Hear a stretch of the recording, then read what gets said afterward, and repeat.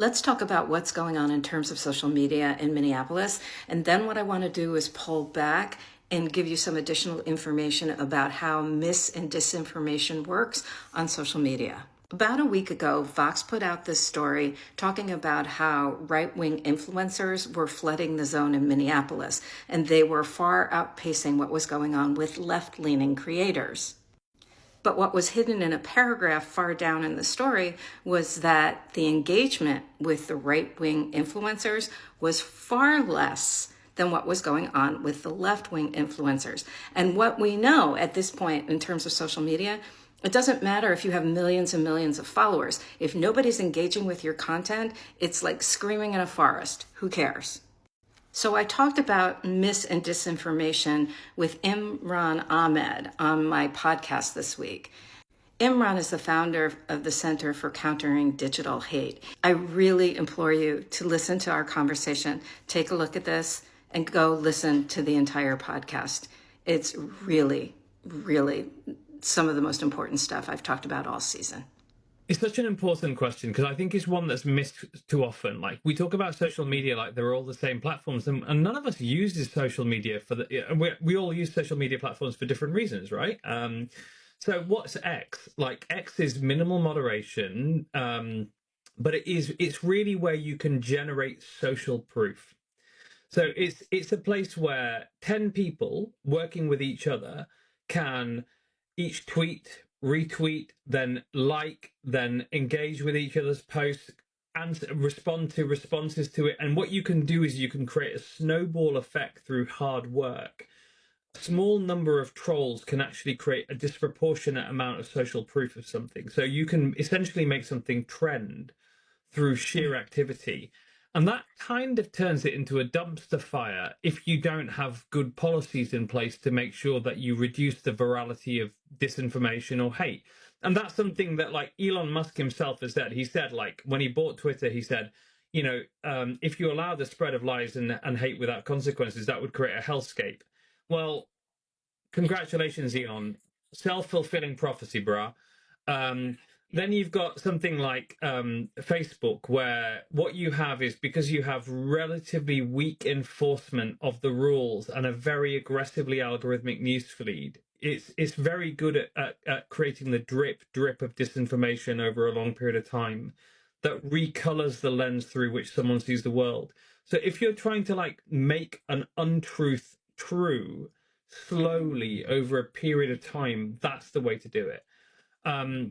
YouTube is an influencer incubator. It sort of essentially creates long form radicalization pipelines. TikTok has incredible algorithmic virality, so it creates misinformation bubbles, especially among young people. And then, what the algorithms are always doing on all platforms is that they are all accelerants which amplify polarizing content, because fundamentally one thing unifies all the platforms. Their only goal is to keep you on their platform for as long as humanly possible. And I always say, like, if you went to a platform and you could find the truth like that, you would then be like, okay, found the truth, see ya, and you'd go and do something else. They want you to be confused. They want to create epistemic chaos. And epistemic chaos, like the thing that and I don't think this is their intent, because I don't think they are genuinely, deeply, philosophically thoughtful people. But epistemic chaos leads to apathy, and apathy is the greatest enemy of democracy. And so what they have done is created engines for destroying the values that underpin democracy. This is what is so interesting to me, is that, it would be that these platforms, that the trick that they play on us, which is presenting a dystopian view, it creates your own individual hellscape, perfectly engineered for your psychology and your triggers, your fears, your hopes, your anxieties, and everything else. That we would be able to see through it if we had transparency of how the platforms work. And I'm 2.5 years ago, Elon Musk sued my organization, and he sued us for $10 million. And he didn't sue us for defamation. He says like defamation's like if I'd lied about him. He didn't sue us for that. He sued us because he said that we broke the contract of the platform X.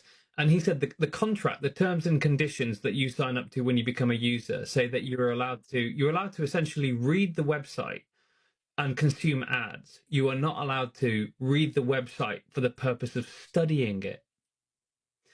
And it's so interesting because that's what they, at the moment, I've been working with the European Union, the UK, with countries all over the world, including in America, with some of the states on laws on transparency of the algorithms, so that we have the ability to see what's inside them. And they are resisting that more ferociously than anything else. Why? Because the second that we work out how the wizard is actually manipulating us with levers behind a curtain, the game's up.